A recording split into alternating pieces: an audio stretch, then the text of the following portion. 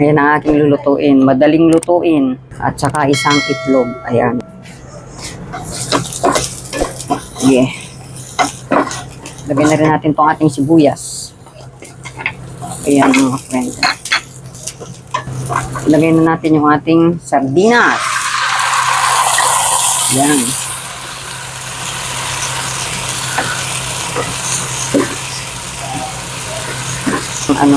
Kunting paminta para may anghang-anghang. Lagyan natin ng kunting sabaw. Tapan muna natin. Tingnan natin mga friend. Ayan. Ito, ilagay na natin yung binating itlog.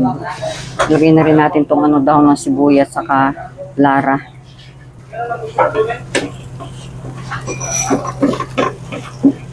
Kunting asin. Ayan. Tapan muna natin siya. Ayan, tingnan natin ito mga friend. Ayan, luto na siya. Pain na natin. Sali na natin. Tayo makakain na.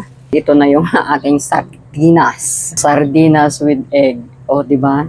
Simple lang siya. Dali lang niyang lutuin. Meron akong ulam para sa tanghalian. Okay mga friend, bye-bye. Thank you for watching and God bless. Thank you.